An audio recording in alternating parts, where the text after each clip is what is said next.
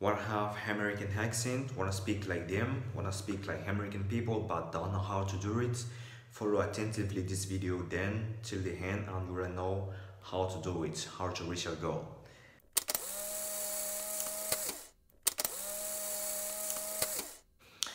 Alors les amis, je disais en anglais américain tout à l'heure, vous voulez avoir l'accent américain, vous voulez savoir prononcer les mots à l'américaine, mais ne savez pas comment vous y prendre.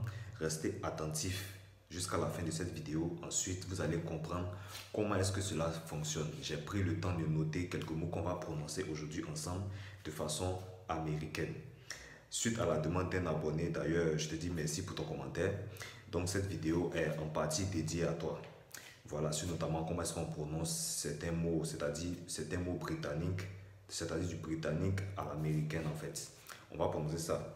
Bien avant de commencer, abonnez-vous, partagez la vidéo, laissez un commentaire, surtout laissez un pouce bleu, ça fera vraiment plaisir à la communauté. Alors, ce que vous devez savoir, si vous êtes apprenant de l'anglais, que vous soyez amateur, débutant ou professionnel, expert, intermédiaire, ce que vous voulez, vous avez d'abord des prérequis, c'est-à-dire vous savez que l'anglais britannique est différent de l'américain. Si en anglais britannique, on prononce par exemple le pronom, je dirais l'article, en tout cas indéfini, qu'on a, je dirais en français par exemple un ou bien une, en anglais, étant écrit comme ça, de façon technique, c'est-à-dire à l'anglais britannique, on va prononcer cela comme E. Mais à l'américaine, ça va changer. Au lieu de E, ça sera comme si vous voulez rôter en fait, après avoir mangé, voilà, obligatoirement, après avoir mangé n'importe comment, vous êtes maintenant rassasié, vous êtes en train de rôter en fait, enfin bref, juste pour rire. Vous allez comprendre que la prononciation ici va changer, donc tout est une question de prononciation, surtout à l'oral. Et étant notre objectif ici sur cette vidéo, ici on va parler de l'oral en fait. C'est vrai qu'aussi à l'écrit, certaines façons d'écrire, ça change quand on rentre un peu dans, voilà, aimer faire quelque chose, vouloir faire quelque chose, on va arriver là-bas tout à l'heure. Donc, d'abord, vous devez savoir ça. Je dirais, en début de la vidéo, d'abord, quand vous commencez, sachez que la prononciation va changer. Vu que les États-Unis et l'Angleterre, ils parlent certes la même langue, mais la prononciation change en fait. Donc, voulant avoir l'accent américain, on va s'imprégner dans la culture américaine. C'est ça l'objectif de cette vidéo. Donc, comme je le disais, par exemple, quand vous prenez ce mot-là, cette petite expression, appelez ça comme vous voulez, un ou bien une en français, en anglais ici, vu que nous nous intéressons à l'anglais américain, on ne va pas prononcer ça comme l'anglais britannique. Donc, on dira A au lieu de E. Si par exemple, vous voulez dire une table, au lieu de dire a table, vous allez simplement dire a table, a table, une chaise. Au lieu de dire a chair, ça sera tout simplement a chair. Un avion, au lieu de dire a plane, vous allez simplement dire a plane. Donc, si vous êtes en train de parler avec un Américain, ou soit vous êtes en train de côtoyer des gens, ou soit vous êtes en train de, pas forcément des Américains, mais des personnes qui sont en train de parler utilisant l'accent américain, si vous entendez ces expressions-là, ne soyez pas perdus, ne soyez pas confondus, ne soyez pas troublés, ne soyez pas dépaysés. C'est simplement l'accent américain. C'est à vous de vous habituer. À vous d'habituer vos oreilles à l'écoute, en fait, comme on parle du listening. Donc, si la personne que vous écoutez, qu'elle soit américaine ou pas, au lieu de dire a table, dit a table, il est simplement en train d'utiliser l'accent américain. Est-ce que je me fais comprendre? Donc voilà, on reprend ensemble. A table, a table, a chair, a chair, a plane, a plane. Donc, a table, a chair, a plane. Oh, so what is this? Ah, that's a table. C'est une table. That's a table. Je veux ma table. I want to have my table. I want to have my table. Donc, on va même en découler ici. Donc, si vous voulez dire I want to, comme on demande what do you want, qu'est-ce que vous voulez, au lieu de dire I want, par exemple, je veux une glace, ou soit je veux par exemple aller au marché, ou soit je veux boire de l'eau. Si par exemple, on vous demande quelque chose, vous voulez boire de l'eau, donc si vous voulez dire par exemple à l'américaine, je veux boire de l'eau ou j'aimerais boire de l'eau, d'abord à l'américaine ici, ça sera au lieu de I want to, ça sera I wanna. Donc, I wanna. Donc, je veux boire de l'eau, par exemple. I wanna drink some water. I wanna drink some water. Donc, les expressions et puis les mots. Donc, I wanna drink some water. I wanna drink some water. Donc, par exemple, on a fini avec, je dirais, le verbe vouloir ici. Maintenant, le verbe au futur, c'est-à-dire je ferai. Donc, si vous, par exemple, vous voulez dire je ferai cela, ou soit je le ferai, au lieu de dire I will do it, tout simplement I'm gonna do it. I'm gonna do it. Ça me rappelle même, voilà, une expression que l'artiste que beaucoup de personnes aiment tant, Beyoncé, elle avait même elle avait même sorti cette expression-là même dans une chanson que tout le monde connaît presque, le titre Halo. Donc elle avait dit I'm never gonna shout you out. I'm never gonna shout you out. So I'm never gonna shout you out. Donc c'est la pratique en fait le secret. Donc au lieu de dire I will do it, tout simplement I'm gonna do it. Oh no, I'm just gonna do it. You know, I'm just gonna do it. I wanna drink my water. I'm just gonna do it. Tout simplement.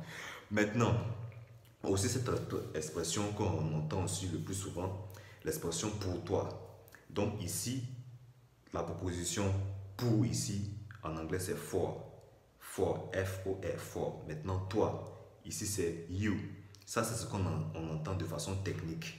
Donc, par exemple, pour toi, for you, ça c'est techniquement. Maintenant, à l'américaine, c'est ce qui nous intéresse ici. Comment est-ce qu'on va dire pour toi à l'américaine? Tout simplement for you. Donc, on remplace le OU du you en A. Donc, au lieu de dire for you, c'est tout simplement for you. Oh, I just bring it for you. Ah, he's just gonna do it for you. Donc, au lieu de for you, c'est tout simplement for you. Oh, that's for me. Oh, that's just for you. You know, just for you. Oh, c'est intéressant. Hein? C'est-à-dire sans même quitter, sans même atterrir aux États-Unis, déjà entraînez-vous à ça. Vous n'êtes pas forcément obligé d'atterrir là-bas, de parcourir toutes les villes des États-Unis, notamment New York, Atlanta, Californie, pour avoir cet accent-là. Avec un peu de volonté, vous pouvez y arriver. Maintenant, on a aussi l'expression how. Comment, par exemple, how to. Donc, si vous faites par exemple how to do it, donc je cherche un moyen de le faire, c'est-à-dire comment le faire. Ou soit par exemple, si vous voulez par exemple poser une question, comment obtenir une carte de crédit? Si vous êtes en train de poser la question, ou soit si quelqu'un est en train de vous poser la question, vous arrivez notamment dans une ville américaine et quelqu'un vous pose la question, il ne va pas, ce qu'il faut savoir, il ne va pas parler lentement, c'est-à-dire avec l'anglais britannique. Étant dans son pays, il va utiliser l'accent de son pays. Donc, si vous posez la question, il ne va pas par exemple dire How I want to know how to get a credit card. Non. Il va aller rapidement. I just want to know how to get a credit card. I just want to know how to get how. Donc, how to, ça veut dire how. Donc, comme si how et puis ro. Donc, how. I just want to know how to get a credit card. A credit card. How. Donc, how to, c'est tout simplement how. Tout simplement. Maintenant, ça, l'épaule. Donc, ici, pour la prononciation à l'américaine, donc, oh, that's my shoulder. Donc, c'est-à-dire, ça s'écrit S-H-O-U-L-D-E-R. Donc, au lieu de dire shoulder, le britannique dit shoulder, mais l'américain dit shoulder. Donc, show, comme si le L n'existait pas en fait. Oh, that's my shoulder. Donc, il ne dit même pas de, il dit re. That's my shoulder. Oh, here, my shoulder, here. That's my shoulder. Oh, that's just my shoulder. Tout simplement. Maintenant, voici les mots que aussi j'ai pris le temps de noter avec simplement O à l'intérieur. Par exemple, Dieu, pas, beaucoup, ainsi de suite. Un travail, par exemple, Dieu. L'anglais britannique, tout simplement God. Mais l'américain ne dira pas God. Donc, au lieu de O, il dira A. Donc, God. Oh my God. Donc, oh my God. Donc, God. le travail, job. Ça ne sera pas job, mais plutôt job. That's my job. Oh, I got a new job. I got a new job. Donc, job. Maintenant, mon préféré, beaucoup. Au lieu de lot, tout simplement lot. Lot. A lot. I hear this mistake a lot. Oh, I just slept a lot. J'ai juste beaucoup dormi. Donc, a lot et donc lot. Par exemple, le britannique, comme je le dis, dira a lot. Mais l'américain, a lot. A lot. I just ate a lot. I just slept a lot. I just read a lot. Donc, a lot, tout simplement. Oh my God. Tu vois? Donc, not, not. Ce n'est pas pour moi. This is not for me. Ça, c'est le britannique. Voilà. Vous voyez un peu la différence, en fait. Donc, ça, c'est un peu le britannique. Mais, that's not for me. That's not for you. Ce n'est pas pour toi. Ce n'est pas pour vous. Oh non, that's not for you. Donc, n'oubliez pas. For you, for you. You. Au lieu de you, you. Tout simplement. Bon, voilà, je pense qu'on a vu assez. La prochaine fois, on va encore voir d'autres mots. Donc, l'essentiel, c'est de retenir ces éléments-là. Et puis, à vous de vous mettre en pratique, de prononcer beaucoup, d'écouter surtout aussi. Écoutez notamment Donald Trump parler beaucoup quand il fait ses conférences, quand il fait ses meetings. Si vous voulez, peu importe Joe Biden, Kamala Harris, en tout cas, les hommes inspirants des États-Unis, prenez le temps de les écouter, habituez-vous à leur accent, à leur manière de parler. Et ensuite, vous verrez que c'est facile, il n'y a rien de dur là-dedans. Donc voilà. Donc, water, water. Oh, that's my water. I want to drink some water, water. Donc, later, I'm gonna talk to you later. Et non later.